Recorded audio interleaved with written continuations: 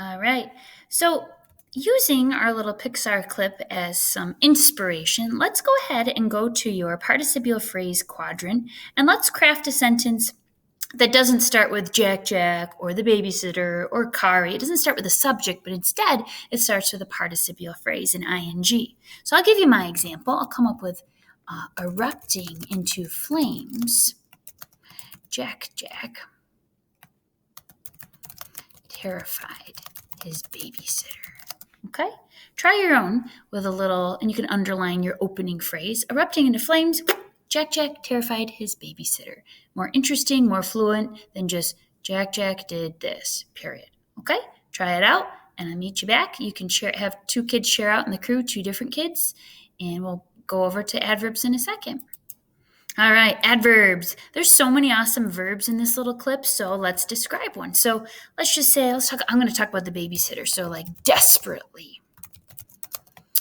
I'll just say Kari. Desperately, Kari dialed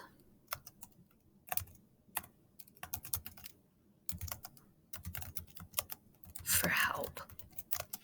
So what can you come up with? There you go. So start with an ly word, like how did surprisingly, violently, aggressively, forcefully. Try out an adverb opener, and I'll meet you back. Okay, so we've done some cool things. We have erupting into flames. Jack Jack terrified his babysitter. Desperately, Kari dialed for help. And let's scroll down to our final two sentence structures that we have crafted. And that is, how could we start with a double adjective? So I might say, something about the babysitter, exhausted and frazzled. The babysitter handed Jack over to the villain. Okay? What are two words to either describe the babysitter or two words to describe Jack? Okay? So like muscular and strong, Jack, what did he do? Powerful and unique, comma, what did Jack do?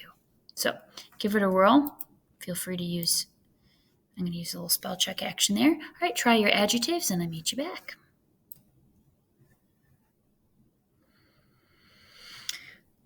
Okay, our last one is the appositive. So let's craft one either about Kari or little Jack. So I might say, and so this one you do actually start with your subject. Jack, and what is he? A superhero baby. And so this is your little noun interrupter, your positive, that's going to be set off with commas. Jack, a superhero baby, flew through walls and walked on the ceiling. Okay, so we'll come up with your own, and that is awesome. Okay, it's our last little thing on our notes. Go for it.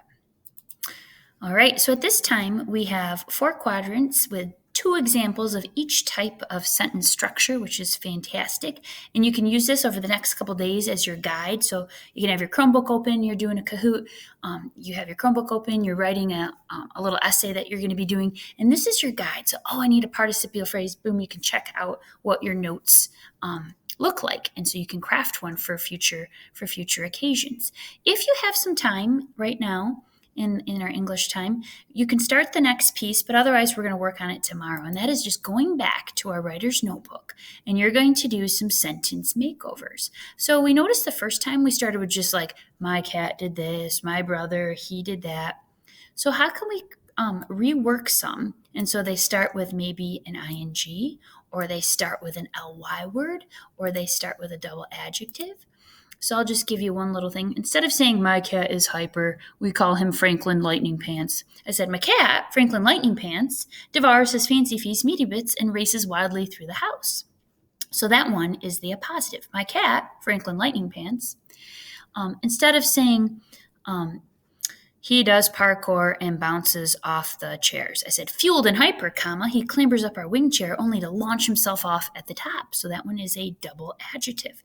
Try out today before you go. Can you change one sentence so it's more interesting, more fluent in light of our new learning? And I'll meet you back tomorrow.